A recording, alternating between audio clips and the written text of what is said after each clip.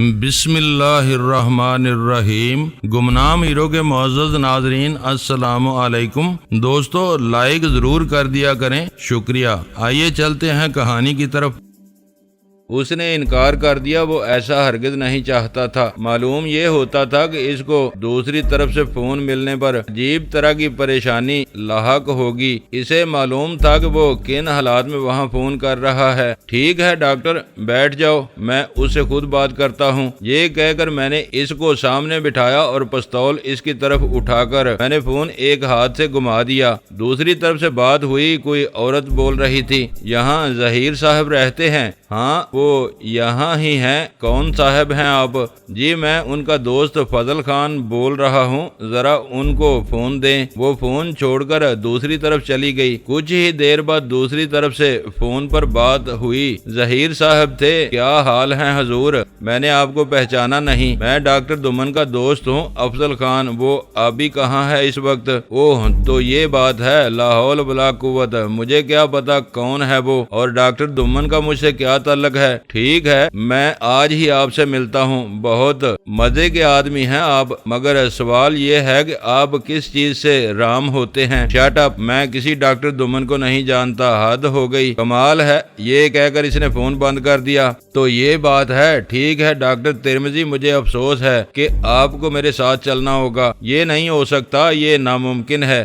تم یوں نہیں مانو گے۔ میں نے اپنا پستول پیچھے ہٹا کر اپنے بائیں ہاتھ کا انگوٹھا اس کے گلے پر رکھا اور وہ اسی وقت ختم ہو گیا۔ یہی بہتر تھا، مجھے اس کو وہیں ختم کر دینا چاہیے تھا۔ وہ اسی قابل تھا۔ فون میں نے اسی وقت اس گنجے آدمی کے حوالے کر دیا۔ وہ آس پاس ہی پھر رہا تھا۔ اس کام سے فارغ ہو کر میں نے یہ سوچا کہ جس طرح بھی ہو سکے میں اس آدمی کو وہاں سے لے جا کر ظہیر کے سامنے رکھ دوں، مگر حالات اس کی اجازت نہیں دیتے تھے۔ چاروں ناچار مجھے ایک اور بہانہ تراشنا پڑا۔ میں نے پستول فوراً ہی جیب میں رکھا اور اس کے ساتھ ہی وہاں شور مچا دیا کہ ڈاکٹر ترمذی بہت سخت بیمار ہو گئے ہیں۔ ان کی بیٹی اور ان کا بیٹا تیزی سے وہاں آ گئے، دو نوکر بھی ادھر ہی آ رہے ہیں۔ وہ جو مجھے گیٹ سے اندر لایا تھا سخت پریشان تھا، اور وہ جو مجھے فون اندر پکڑا گیا تھا وہ سب کے سب سخت حیران تھے۔ یہ کیا ہو گیا ہے ترمذی صاحب کو؟ ویری ساری، دراصل پتہ نہیں انہیں کیا ہوا ہے، خدا خیر کرے۔ تو پھر انہیں اسپتال لے چلیں، گاڑی تو گھر میں موجود ہے۔ تو پھر چلیں، دیر کس بات کی ہے، میں تیار ہوں۔ میں نے ڈاکٹر ترمذی کی لاش کو ہاتھ لگا دیا۔ وہ فوراً ہی اس کے گرد ہو گئے اور اسے لے کر گراج کی طرف چل دیے۔ کچھ ہی دیر بعد وہ گاڑی میں لاش کو لٹا چکے تھے۔ اب معاملہ دوسرے آدمیوں کو ساتھ لے جانے کا تھا۔ میرا خیال ہے کہ میں انہیں خود ساتھ لے جاتا ہوں، آپ دوسری گاڑی میں آ جائیں۔ یہ بیٹا میرے ساتھ بیٹھتا ہے، میں نے مشورہ دیا۔ ہاں یہ بہتر رہے گا، آپ فوراً انہیں ساتھ لے کر جائیے، اس کی بیوی نے کہا، اور دوسری گاڑی میں جا بیٹھی۔ بیوی اس کی بہت اچھی ڈرائیونگ جانتی تھی۔ ایک نوکر گھر میں رہا اور دوسرے کو ساتھ لے کر آگے نکلتے چلے گئے۔ میں نے اپنی گاڑی ان سے پہلے باہر نکالی اور کچھ ہی دیر بعد میں ان کی گاڑی سے اپنی گاڑی خاصی آگے لے گیا۔ اسپتال کا راستہ مجھے معلوم نہیں تھا، وہ لڑکا میری رہنمائی کر رہا تھا۔ چوک میں پہنچ کر گاڑی بائیں ہاتھ کو آگے نکلتی تھی۔ میں نے پیچھے نظر ڈالی تو دوسری گاڑی مجھے خاصے فاصلے پر نظر آئی۔ میں نے ایک نظر اس لڑکے پر ڈالی تو وہ مجھے بہت ہی بھولا اور معصوم نظر آیا۔ والد کی پریشانی نے اس کو سخت بوکھلا دیا تھا، مگر میں تو کچھ بھی کر سکتا تھا۔ میں نے کار روک کر اس کا دروازہ ذرا سا کھولا اور لڑکے سے کہا، ذرا جلدی سے سامنے والی دکان سے پان لے آؤ، میری طبیعت بھی کچھ خراب ہو رہی ہے۔ جی اچھا، ابھی آیا، بس ایک سیکنڈ۔ یہ کہہ کر وہ تیزی سے نیچے اترا اور دکاندار کو پیسے دینے لگا۔ میں نے اس عرصے میں گاڑی آگے بڑھا دی اور آگے میری رفتار 60-70 میل فی گھنٹہ ہو گئی تھی۔ کیفیت ایسی ہی تھی، ذہن بہت فاصلہ طے کر گیا تھا، زندگی بہت پیچھے رہ گئی تھی۔ پیچھے بھی موت تھی اور آگے بھی موت۔ میں خود کو موت سے الگ نہیں سمجھ سکتا تھا، میں تو خود موت کا نوشتہ بنا ہوا تھا۔ مجھے کوئی موت سے الگ تصور نہ کرے کہ میں نے تو اب کی بار کراچی میں قدم ہی اس لیے رکھا تھا کہ وہاں میری زندگی موت سے ہمکنار تھی۔ مجھے معلوم ہونا چاہیے تھا کہ وہ کون لوگ تھے جو میرے دوست آبی کو یوں زندگی سے ویران کر کے موت کے ویرانے میں لے گئے ہیں۔ وہ کون لوگ تھے؟ میں نے گاڑی بہت آگے لے جا کر دائیں ہاتھ موڑی اور آہستہ آہستہ میں اس کو ہاکس بے کی طرف لے گیا۔ مجھے یہ احساس ستا رہا تھا کہ میں کسی بھی وقت کسی بھی جگہ کسی غلط قسم کے آدمی سے مل سکتا ہوں، مگر خیریت یہ ہوئی کہ وہ معاملہ بس چلتا ہی رہا اور میں ہاکس بے پہنچ گیا۔ میری سمجھ میں نہیں آتا تھا کہ میں کیا کروں۔ معاملہ یہ تھا کہ میرے پیچھے ایک لاش ایسی پڑی تھی کہ مجھے اس کو وہاں کسی جگہ اتارنا تھا۔ میں نے کوشش کی کہ وہاں کسی بھی جگہ سے کوئی آدمی سامنے نہ آئے۔ اپنی اس کوشش میں کامیاب بھی ہو گیا۔ خاصے فاصلے پر وہاں مجھے ایک ہٹ نظر آئی۔ وہ بالکل ہی بیکار اور بے جان ہٹ تھی۔ کم از کم اس کے پاس جا کر تو مجھے یہی محسوس ہوا۔ میں نے اس ہٹ کے پاس جا کر گاڑی کھڑی کی اور اس ہٹ کو چاروں طرف سے اچھی طرح دیکھ لیا۔ وہاں کوئی بھی نہیں تھا۔ میں نے گاڑی کا پچھلا دروازہ سامنے لے جا کر اس کا ایک پارٹ کھول دیا اور وہیں سے میں نے ڈاکٹر ترمذی کا لاش ایسا معجزہ اٹھا کر ہٹ کے برآمدے میں ڈال دیا۔ مجھے یہی کرنا چاہیے تھا۔ پھر میں نے گاڑی سنبھالی اور اسے چلاتا ہوا آگے نکل گیا۔ جب میں شہر میں واپس آیا تو ہر شے وہاں کی جوں کی توں موجود تھی، ایک صرف ڈاکٹر ترمذی وہاں ہاتھ نہیں آ رہے تھے۔ بہت بری بات تھی۔ ایسے اچھے ڈاکٹروں کا وہاں سے یوں غائب ہو جانا کسی بھی طرح اچھا نہیں تھا۔ میں نے گاڑی ایک جگہ کھڑی کر کے اس کو تالا لگایا اور اس کی چابی جیب میں رکھ کر میں صدر بازار کی طرف چل دیا۔ میں کار کی وجہ سے کوئی خطرہ مول لینے کے لیے تیار نہیں تھا۔ کوشش میری یہ تھی کہ میں جس قدر جلد ممکن ہو سکے فوراً ہی صدر بازار جا پہنچوں، مگر معاملہ کچھ گڑبڑ ہی تھا۔ فاصلے کا مجھے صحیح اندازہ نہیں تھا، اس لیے احتیاطاً میں نے ایک ٹیکسی لی اور اس میں بیٹھ کر میں صدر بازار جا پہنچا۔ وہ بازار ایک طرح کا بہت بڑا مچھلی بازار ہے۔ یہاں سے وہاں تک دکانوں کے اندر دکانیں اور ان کے پیچھے دکانیں، گلیوں اور بازاروں میں دکانیں، ہر جگہ دکانیں۔ کچھ سمجھ میں نہیں آتا تھا کہ آدمی گھستا کس طرف سے ہے اور واپس کس طرح آتا ہے، اور مجھے اس بازار کی سمجھ نہیں آ رہی تھی۔ یوں لگتا تھا جیسے سارا کچھ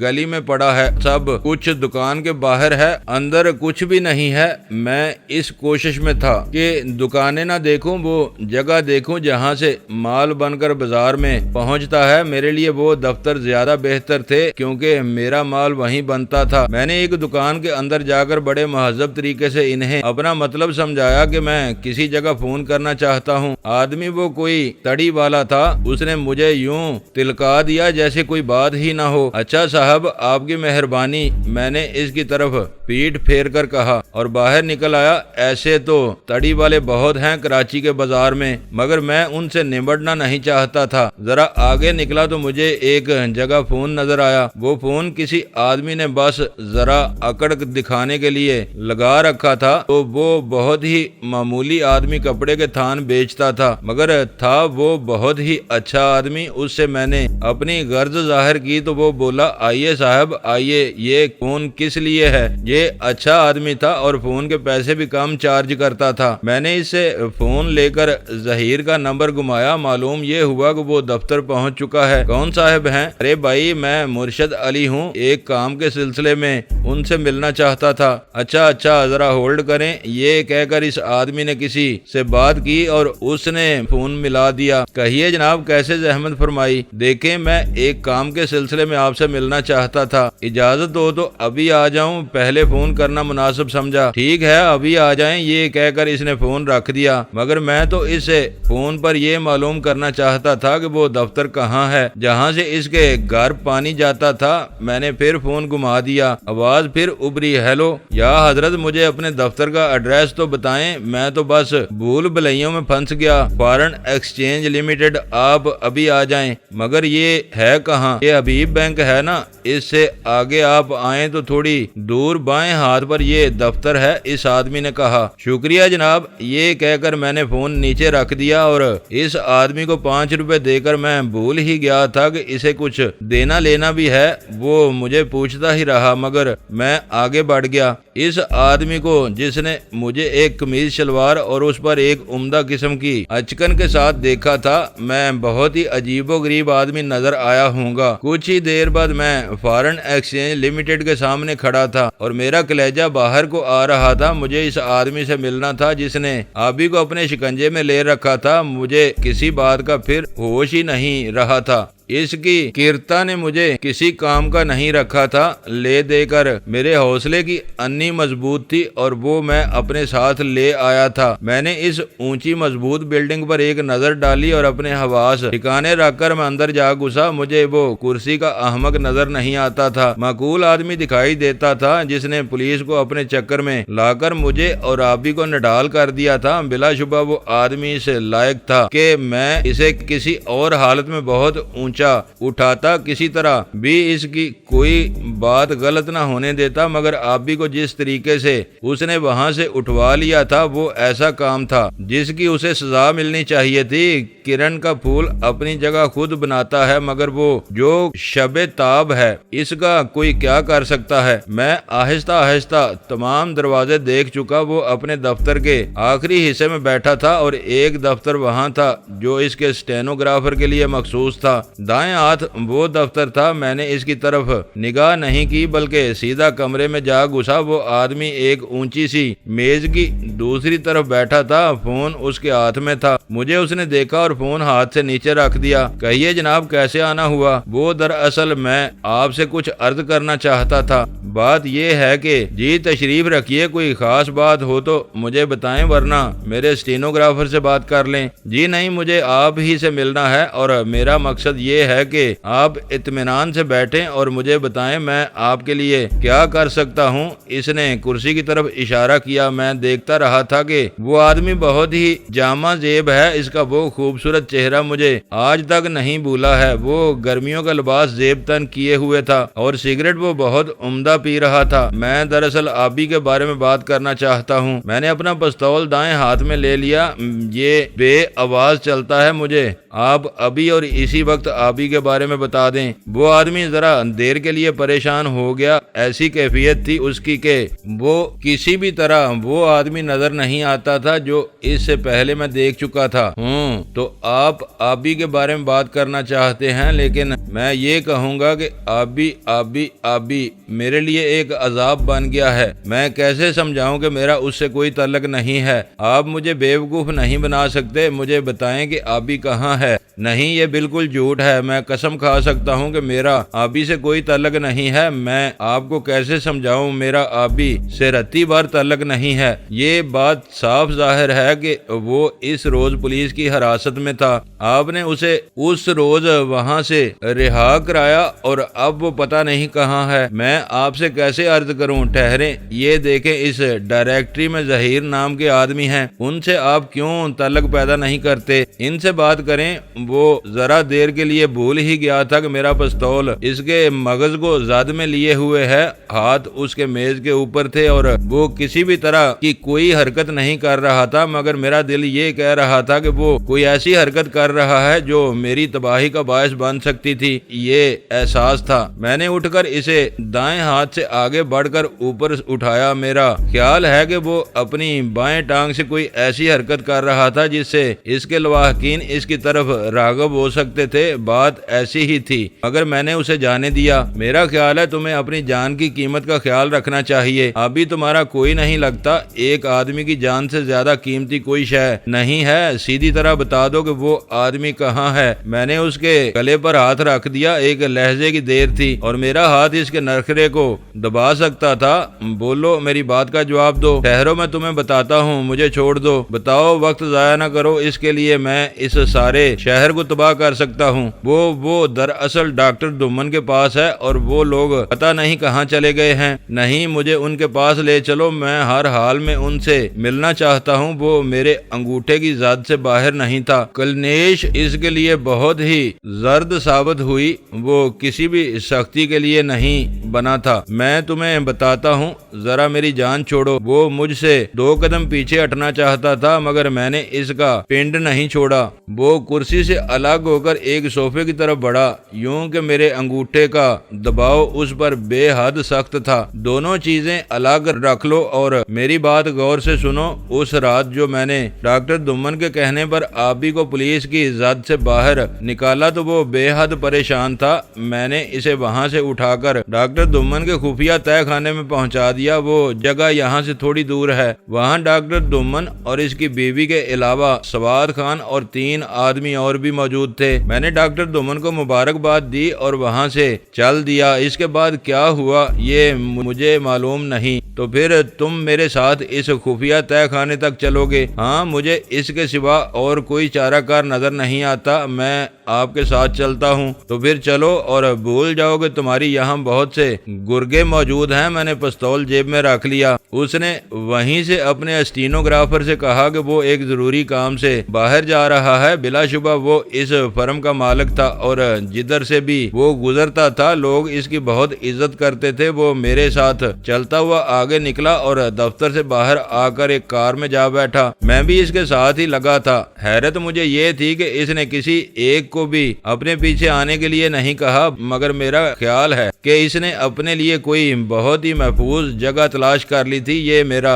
احساس تھا۔ میں اس کے ساتھ والی سیٹ پر بیٹھا تو اس نے گاڑی چلا دی۔ ذہن اس کا ایک ہی نقطے پر ٹکا ہوا تھا۔ کسی بھی صورت میں وہ اس نقطے سے اپنا ذہن ہٹا لینے پر راضی نہیں تھا اور میں یہ معلوم کرنا چاہتا تھا کہ ایسا کون سا نقطہ ہے جس پر اس نے اپنا ذہن پوری طرح مرتکز کر لیا تھا۔ گاڑی نکال کر وہ سڑک پر لایا اور مجھ سے بولا، کیا آبی صاحب آپ کے دوست ہیں؟ ہاں، وہ میرا دوست ہے اور سارے جہان سے زیادہ اچھا دوست۔ ٹھیک ہے، مگر مجھے یہ بات معلوم کر کے بے حد افسوس ہوا ہے کہ آبی اس دنیا میں اب پورا نہیں آدھا رہ گیا ہے۔ مجھے اس کے بارے میں کچھ نہیں سننا ہے۔ پہلے میں اسے دیکھ لوں پھر بات کروں گا۔ میں نے اپنے وجود کے سارے طاق بند کرتے ہوئے کہا، میں آبی کے بارے میں کوئی بات سننا نہیں چاہتا تھا، بالکل بھی کوئی بات۔ یہ میں نے طے کر رکھا تھا۔ اس کو دیکھ کر ہی میں کوئی نتیجہ اخذ کر سکتا تھا۔ آپ کو یقین کر لینا چاہیے۔ نہیں نہیں نہیں، میں کوئی بات سننا نہیں چاہتا۔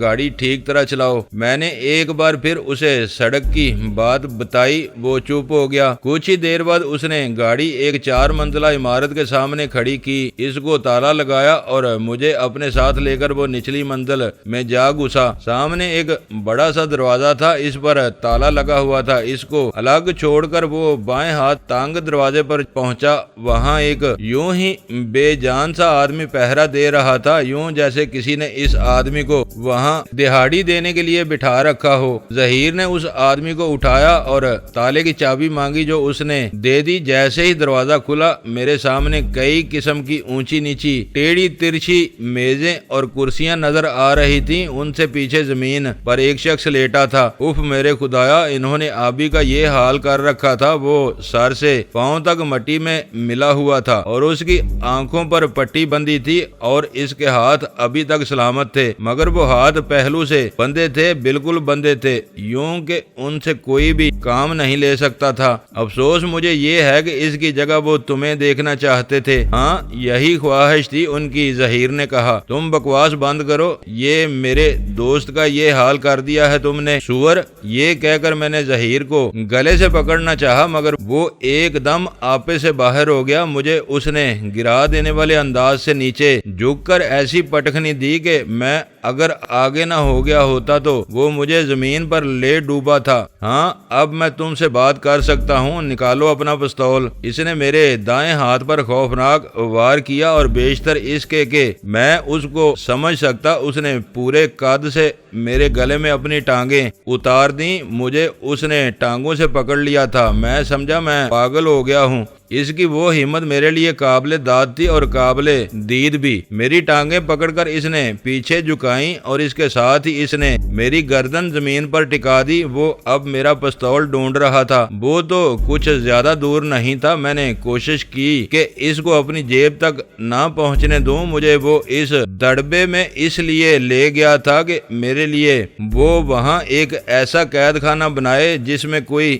روزن ہو نہ دروازہ۔ اس کو سامنے لا کر میں نے پوری قوت سے اسے ڈھونڈ ڈالا، یوں کہ ایک ایک جگہ میں نے اس کی سیدھی کر دی، مگر وہ اس سے بھی بے بس نہ ہوا۔ مجھے اس نے ٹانگوں سے اٹھا کر اوپر اچھالا تو عین اس وقت میرے ہاتھ میں اس کا وہ گردن والا حصہ آ گیا۔ میں بس اسی کے چکر میں تھا، مجھے وہ نرخرا ہی چاہیے تھا۔ میں نے اس کی رگے احساس مال کر اسے خاموش کر دیا، بہت زیادہ خاموش۔ اس سے فارغ ہو کر میں آبی کی طرف لپکا، مگر وہ بالکل خاموش تھا، یوں جیسے اس کو کوئی ٹیکا لگا دیا گیا ہے۔ میں نے اسے بہت مشکلوں سے اوپر اٹھایا، مگر وہ پھر نیچے جھک جاتا تھا۔ یہ صورتحال دیکھ کر میں نے انہی قدموں اٹھ کر پہرے دار سے کہا کہ وہ اس کے لیے پانی لے آئے۔ وہ اٹھا اور پانی لے آیا۔ میں نے جا کر وہ پانی آبی کے چہرے پر ڈالا، اس کے سر پر ڈالا، اس کے دونوں بک اور اس کے دونوں پاؤں پر ڈالا۔ تب کہیں جا کر اس کو ہوش آیا، مگر بڑی مشکلوں کے ساتھ۔ اس نے بڑی ہی پریشان کن صورتحال میں بات کی، یوں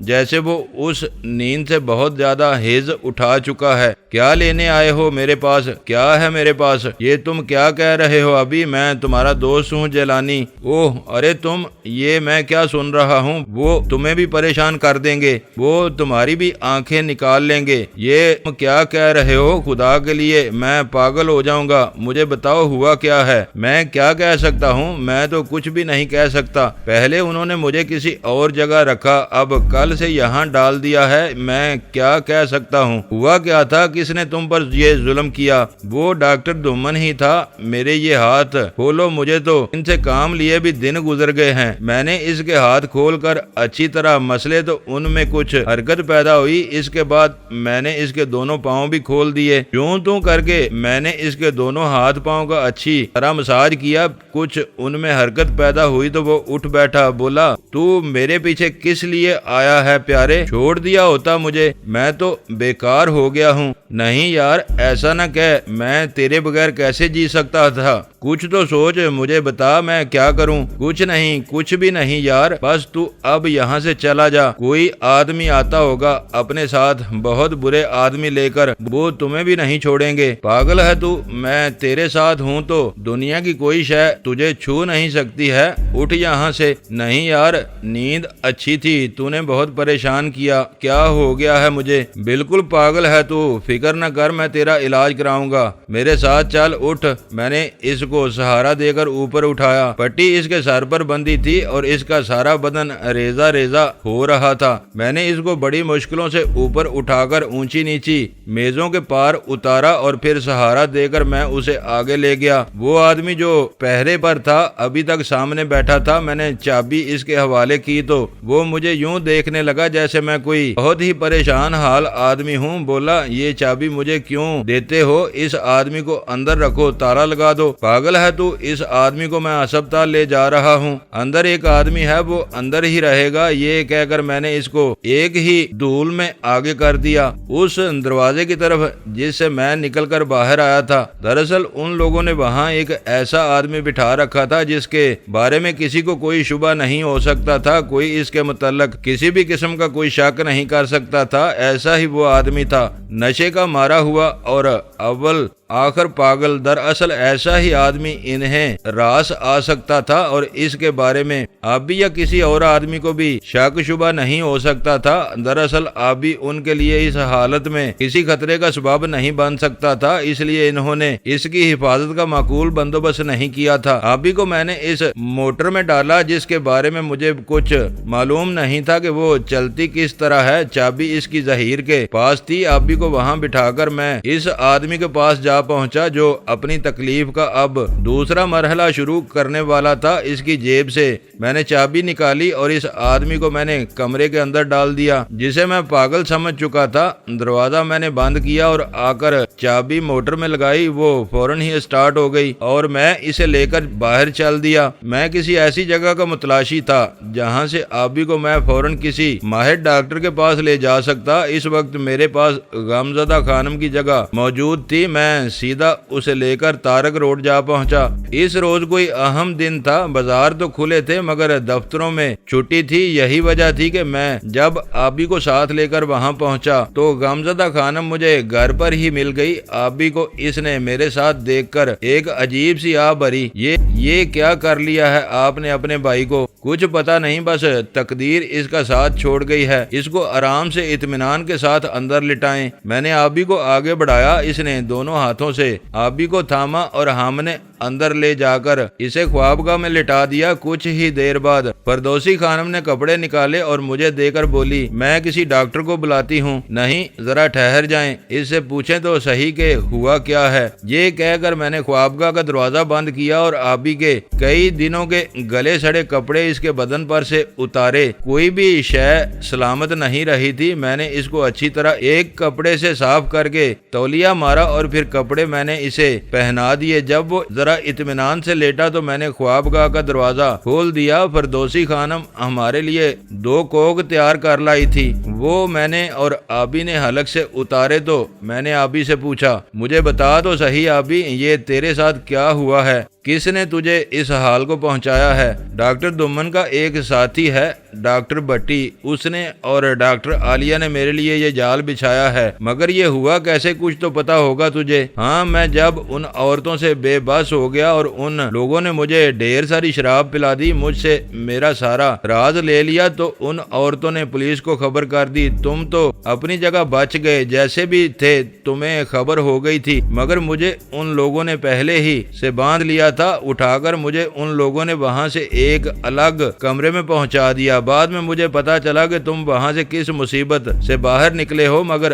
میں اس رات پولیس کی حراست میں رہا۔ مگر دوسرے دن کوئی ظہیر نام کا آدمی تھا، وہ میرے پاس آ گیا، مجھ سے اس نے ساری بات پوچھی۔ پولیس والا وہاں کوئی موجود نہیں تھا۔ کچھ ہی دیر بعد مجھے معلوم ہوا کہ میں ظہیر کے ساتھ پولیس کی حراست سے باہر جا رہا ہوں۔ یہ میرے لیے بہت بڑا اعزاز تھا، میں ظہیر کا بہت زیادہ شکر گزار تھا، مگر ان لوگوں نے تو کوئی چال چلی تھی۔ مجھے ظہیر نے اس رات ایک ایسی جگہ پہنچا دیا جہاں سے میرا نکلنا ناممکن تھا۔ مجھے ان لوگوں نے ایسے ہسپتال پہنچایا کہ میں اس کی ایک ایک بات ابھی تک نہیں بھولا ہوں۔ وہیں میری ملاقات ڈاکٹر دمن سے ہوئی اور ڈاکٹر عالیہ سے بھی، وہیں وہ ڈاکٹر بٹی بھی تھا۔ ان کے چہروں سے ایسی عیاری ٹپک رہی تھی کہ میں کچھ بھی نہ کر سکا۔ میرے ہاتھ پاؤں تو ان لوگوں نے پہلے ہی باندھ لیے تھے۔ گاڑی سے میں اترا تو پیچھے سے کسی نے میرے دونوں بازو جکڑ لیے۔ میں نے بہت کوشش کی مگر وہ بازو اپنی جگہ سے ہلتے ہی نہیں تھے۔ اس کے بعد میں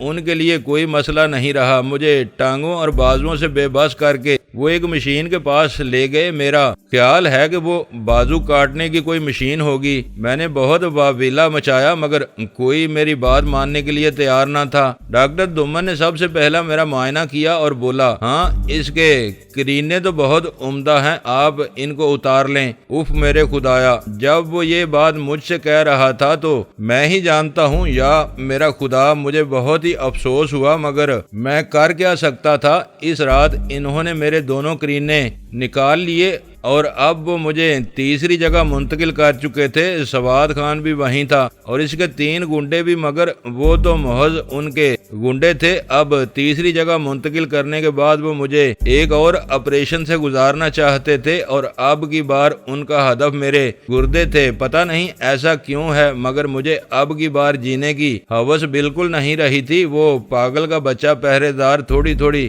دیر بعد آ کر مجھے دیکھ لیتا تھا اور مجھے یقین تھا کہ اب کی بار میرا کرنیا کا آپریشن درست ہونے پر وہ مجھے گردے سے بھی محروم کر دیتے۔ مجھے تو کچھ سمجھ میں نہیں آتا کہ یہ قصہ کیا ہے۔ میں تو پاگل ہو گیا ہوں، تم نہ آتے تو میں ویسے ہی مر جاتا۔ میرے جسم میں اب جان تو باقی ہی نہیں رہ گئی تھی۔ ایسا نہیں کہتے ہیں پیارے، فکر مت کرو، میں ان سب کو دیکھ لوں گا۔ یہ کہہ کر میں نے فردوسی بیگم سے کہا کہ وہ کسی ماہر چشم ڈاکٹر کو فون کر دے، میں پیسے دینے کو تیار ہوں۔ میری اس بات پر وہ قدرے ہنسی، بولی پیسے بہت ہیں آپ کے بھائی کو آرام ملنا چاہیے۔ یہ کہہ کر اس نے ایک ڈاکٹر افضال احمد کو فون کر دیا۔ وہ گھر پر ہی تھا، فوراً آنے کا کہہ کر فون بند کر دیا۔ یہ بتاؤ کہ وہ ڈاکٹر دومن کہاں ہے؟ ابھی یہاں ہے نا؟ ہاں میرا خیال ہے کہ وہ ابھی یہاں ہے، ہو سکتا ہے کہ وہ 2-4 دن میں باہر نکل جائے، میں دیکھ لوں گا، فکر نہ کر پیارے۔ اس ڈاکٹر دومن کی آنکھوں کا بھی آپریشن ایک دن ہونا ہے، بالکل ہونا ہے۔ تجھے تو تمغہ رسالت ملنا چاہیے پیارے۔ تو کیا سوچ کر وہاں سے نکل بھاگا تھا؟ ایسے نہ کہہ یار، میں تو اپنی جان بچا لے گیا، مگر مجھے نہیں معلوم تھا کہ وہ تیرے ساتھ کیا کر چکے ہیں۔ تیری یہ پٹی نئی ہے؟ ہاں آج صبح انہوں نے بدلی تھی، ابھی وہ میرے گردے کا آپریشن کرنے والے تھے۔ دیکھ تو بالکل فکر نہ کر، بس میں اب تیرے ساتھ ہوں، سمجھتا ہے نا تو؟ میں ان کو دیکھ لوں گا۔ مگر تو کیا کر سکے گا پیارے؟ میری تو انہوں نے آنکھوں سے کرنیے ہی نکال لیے ہیں، کچھ سمجھ میں نہیں آتا کہ یہ قصہ کیا ہو گیا ہے۔ فکر نہ کر، میں تیری آنکھوں میں ان کے کرنیے ڈال دوں گا، مت سوچ کے وہ میرے یار کے کرنیے کھا کر جی لیں گے۔ ابھی کچھ سوچ میں ڈوب گیا، اسے میری بات کا یقین نہیں آتا تھا۔ ایک ہی تو میرا دوست تھا، مگر وہ بھی مجھ پر اعتبار نہیں کر رہا تھا۔ کیسی بے بسی کی بات تھی۔ مجھ سے کوئی کہہ رہا تھا کہ وہ تجھ سے تیری دونوں ہاتھ چھین چکے ہیں، تو غالباً ان کی دوسری منزل کے پنجرے میں تھا۔ ہاں وہ یہی کہہ رہے تھے، میں ان کے پاس ہی تھا، وہ جگہ مجھے نہیں بھولی ہے۔ میرا خیال ہے کہ وہ تجھے فون پر بلا رہے تھے، اور عین اس وقت کمرے میں ڈاکٹر دومن گھس آیا اور اس نے وہ معاملہ ختم کیا۔ وہ چاہتا تھا کہ میں تجھ سے ساری بات کہہ دوں اور تجھے بس تقدیر کے آگے ہار مان لینے کی بات کہہ دوں، وہ یہی چاہتے تھے۔ تو یہ بات تھی، میں بھی حیران تھا کہ وہ تیرے کٹے ہوئے ہاتھ کیا کریں گے۔ وہ تو پنجرے کو یوں پھیرتے ہیں کہ آدمی کا ایک عزب دوسرے کے کام آ سکے، حد ہو گئی۔ بھائی خدا کی قسم، میں ان سے بہت خوفناک انتقام لوں گا۔ نہیں پیارے، وہ کسی بھی طرح باز نہیں آ سکتے ہیں، چھوڑ دے ان کے حال پر، چھوڑ دے۔ نہیں ابھی یہ نہیں ہو سکتا، بالکل نہیں ہو سکتا۔ ایک دن وہ میرے ہاتھ ضرور آئیں گے، تمہاری مرضی، مگر میرا حال تم دیکھ رہے ہو، مت سوچ کے تو ان سے بدلہ لے سکتا ہے۔ یہ تو خیر مجھ پر چھوڑ دے،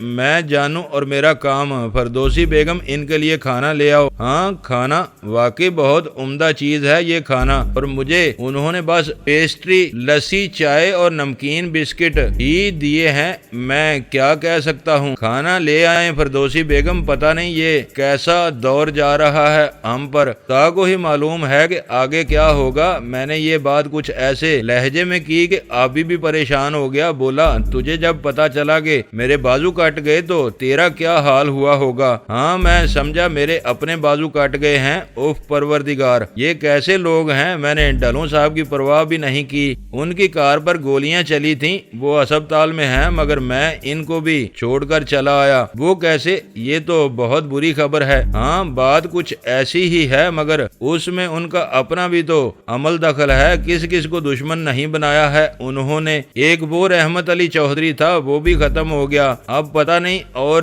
کس کس کی باری ہے۔ رحمت علی چودھری، یہ کیا کہہ رہے ہو تم؟ ہاں وہ لمبا قصہ ہے، بہرحال وہ ادھر سوہدرا میں ایک پری چہرہ کا شکار ہو گیا تھا، اس کے آدمیوں نے اسے تباہ کر دیا، اس کے بھائی بندوں نے، اور پری چہرہ بھی ختم ہو گئی رحمت علی کے ساتھ۔ وہ ڈرامہ میں نے خود دیکھا ہے۔ اچھا کمال ہے، یہ تمہیں کیسے پتا چلا کہ وہ ادھر سوہدرا میں ہے؟ وہ اس طرح کے ڈھلوں صاحب نے ہی مجھے بتایا تھا کہ وہ ادھر جا ٹھہرتا ہے، اس کے پیچھے میں بھی وہاں جا نکلا۔ ان کا حکم تھا کہ میں رحمت علی کو ختم کر دوں، مگر وہ تو خود ہی مارا گیا۔ تو یہ بات ہے، مگر اب ڈھلوں صاحب کس کے آگے آئے ہیں؟ کون ہیں وہ لوگ؟ میں کچھ نہیں کہہ سکتا، بہرحال وہ آدمی بہت چالاک ہیں اور ڈھلوں صاحب کو ختم کرنا چاہتے ہیں، خدا ہی خیر کرے۔ ہاں اور اب کھانا کھا لو۔ یہ کہہ کر میں نے فردوسی بیگم سے کھانے کا تاش لے لیا اور اسے اپنے سامنے بچھا کر آبی کے ساتھ کھانا کھانے لگا، مگر وہ ہاتھ کہاں رکھتا تھا اور جاتا کہاں تھا۔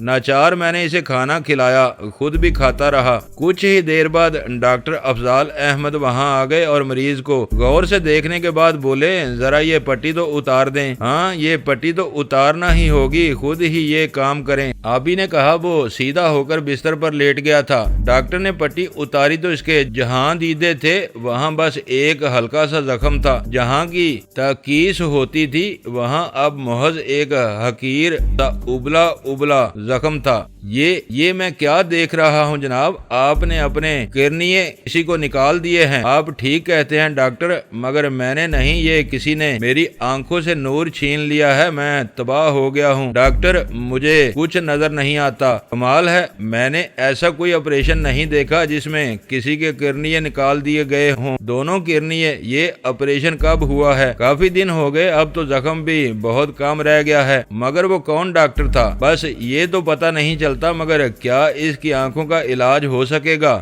کچھ سمجھ میں نہیں آتا۔ علاج ممکن ہے، بالکل ممکن ہے۔ کسی کے 2 کرنیے نکال کر یہاں لگا دیے جائیں تو ان کو نظر آنے لگے گا۔ ٹھیک ہے ڈاکٹر، ایسا ہی ہوگا، ایسا ہی ہوگا۔ میں نے یہ بات کچھ ایسے دلدوز انداز میں کہی کہ ڈاکٹر بھی پریشان ہو گیا۔ بولا یہ کون صاحب ہیں یہ ڈاکٹر؟ کوئی ان کا نام، کوئی ولدیت؟ ان کا نام ڈاکٹر دمن ہے، بہت بڑا ڈاکٹر ہے مگر بہت بدنام بھی۔ اوہ آئی سی، میں نے نام سنا ہے مگر دیکھا نہیں ہے، لیکن یہ کرنیے کوئی کیسے نکال سکتا ہے؟ کچھ ایسی ہی بات ہے ڈاکٹر، بہرحال آپ غور سے دیکھیں، کیا یہ علاج ممکن ہے؟ ہاں علاج ممکن ہے، بالکل ممکن ہے، مگر خیر میں پٹی بدل دیتا ہوں۔ یہ کہہ کر اس نے آبی کی آنکھوں کی پٹی بدل دی اور وہ فیس لے کر چلا گیا۔ میں اور فردوسی بیگم آبی کو بس دیکھتے کہ دیکھتے ہی رہ گئے، اس سے کچھ بھی نہ کہہ سکے کیا کہتے۔ اور وہ رائی کا پہاڑ بنانے والا، وہ میرا دوست آبی، سارے جہان کا درد اپنے جگر میں جمع کرنے والا اس روز بھی نہیں